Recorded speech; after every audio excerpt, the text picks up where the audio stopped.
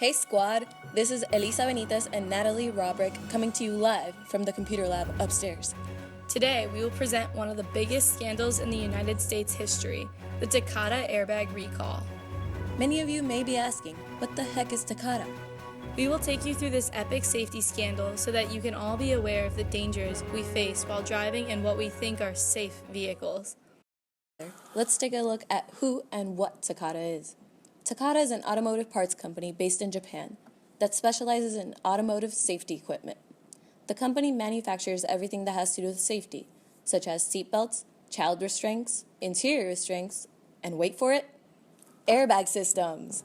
The company produces parts for many of the automotive companies that people use in the United States like Honda, Ford, and BMW, and it currently holds a fifth of the world market in safety equipment. Let's talk about how Takata identifies itself. Takata claims to have one focus, safety.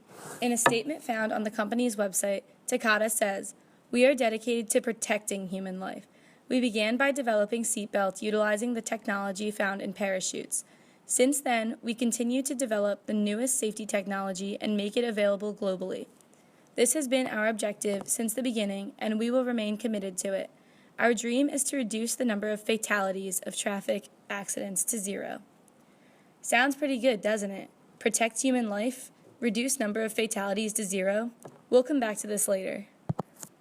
Back in the 90s, Takata designed a new airbag with the goal of making it the fastest and most environmentally friendly product in the market. It would inflate faster and produce less fumes than anything seen before. Well, at least that was the goal. The new design used an ammonium nitrate-based explosive in a metal canister that was placed inside the steering wheel. In the case of an accident, the chemicals would burn down at a controlled rate to produce nitrogen gas that would inflate the airbag. Now let me ask, would you feel safe driving around with an explosive in your steering wheel? Let's take a look at what went wrong. Because the chemicals are being used without a drying reagent, when they are exposed to humidity, they become very unstable. Any minor crash, like a sideswipe in a parking lot or getting rear-ended at the stoplight, can set off these airbags and turn a minor inconvenience into a fatal catastrophe. When the airbags are set off from a minor crash, they explode, yes, explode, in a metal canister with such a force that metal shrapnel is projected into the car directly at the driver. As you can imagine, it's very dangerous to have metal shards projected at high speeds into a person at close range. As of May 2016, there have been 13 deaths in the United States as a direct cause to the malfunctioning airbags and over 100 injuries. At a press conference in 2014, Senator Bill Nelson expresses the severity of the situation. We now have a new problem, a live hand grenade in front of a driver and a passenger. With such a potential threat in the steering wheel of many vehicles, it is no surprise that a tragedy would strike eventually. Let's rewind to 2004. The first case of an incident happened in Alabama. The airbag inside a Honda Accord was reported to have exploded, sending metal shrapnel into the driver and severely injuring him. Honda's response: "Let's keep this on the low, settle this quietly, and hand the part over to Takata." Honda did the minimal safety reporting in order to keep the matter out of the spotlight. They listed the faulty part to the National Highway Traffic Safety Administration, or the NHTSA, but did not alert the federal regulators that the airbags posed a potential explosion risk. Instead, they turned the part over to Takata. Takata's response: "We should probably do some testing, but not tell anyone until we are sure of what happened." Takata discovered that the steel containers surrounding the airbag inflators cracked during the safety test. This alarmed the engineers so much that they started designing potential fixes in preparation for a recall. However, when the executives got involved, they did not alert federal regulators and ordered their technicians to delete the data and results. Surely this was only a freak accident and the public did not need to live in fear. After all, Takata is all about protecting human life. Takata never reported back to Honda about their findings, and Honda never followed up.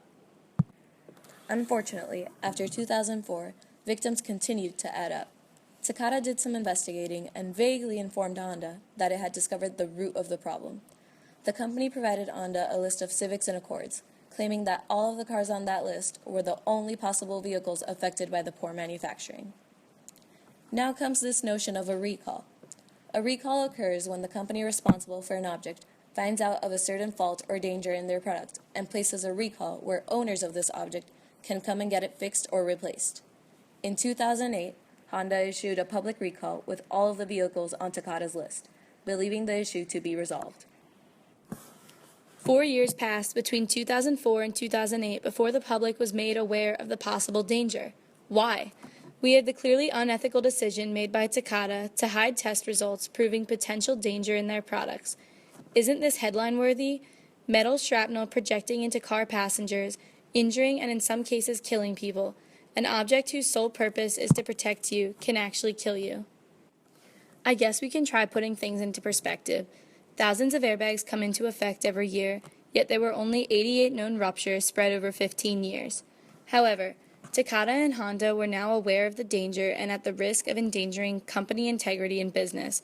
Data was deleted and recalls were delayed. Finally, a recall was made. People outside of the list were safe. They hoped this would be the end of it. But soon enough, more victims popped up. Lieutenant Stephanie Erdem is one of the many surviving victims. Metal pierced through the airbag of her 2002 Honda after a minor crash. There was a metallic foreign object which had punctured and fractured my right nasal bone, and the tip of the shrapnel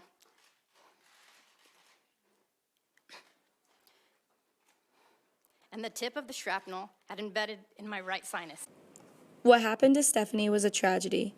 Let's take a look at 3 more cases. 6 months after the first recall was made by Honda, Jennifer Griffin was driving in her 2001 Honda Civic, which had not been listed in the recall.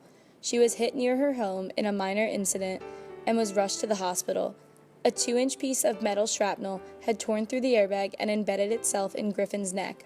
Griffin miraculously survived and reached an undisclosed settlement with Honda. Other victims were not so lucky.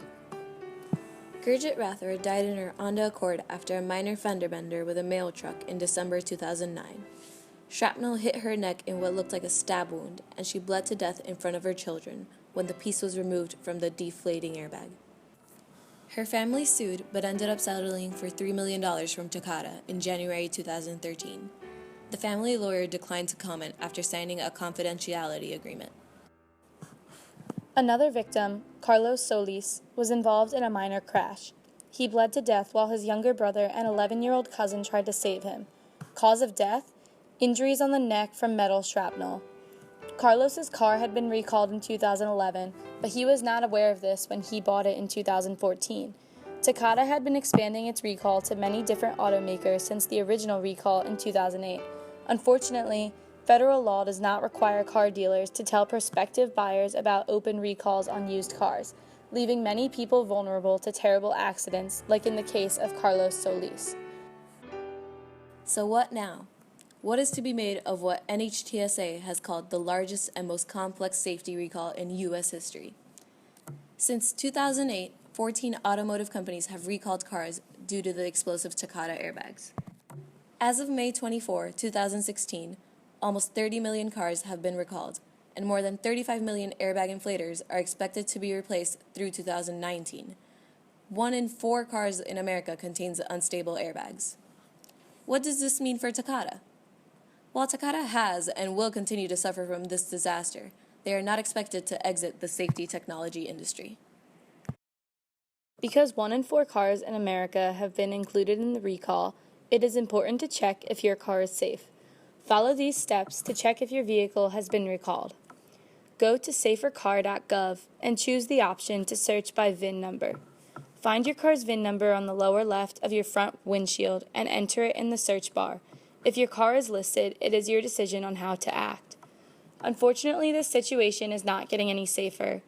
With over 60 million vehicles in America being recalled, it is impossible to have the airbags replaced immediately. Drivers need to be aware of safety and take special precautions if they live in a humid climate, as they are at a greater risk. Let's review.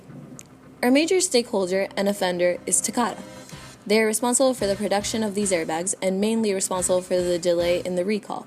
They deleted data, withheld information from the NHTSA, and have been fined by the same for not cooperating with their investigation. Next, we have Honda, who did not actively pursue safety measures for its consumers. The NHTSA, whose job is to make sure recalls happen promptly and safety is prioritized, did not get very involved until after the initial recall in 2008. We also have 13 other automakers other than Honda who were notified or knew about the possibility of having these airbags in their cars and also delayed recalls. Recent findings showed 4 of these automakers, Fiat Chrysler, Mitsubishi, Toyota, and Volkswagen, are still manufacturing vehicles with these types of inflators. Dealerships for not informing buyers if the car they were purchasing had been recalled or not. The victims and the families who had been wrongfully hurt and continue to suffer from this tragedy. And all of the owners of vehicles on the recall list who are unaware and driving on the road with an explosive risk in their vehicles. So now you know. Go and check if your car is on the recall list. Thank you and goodbye.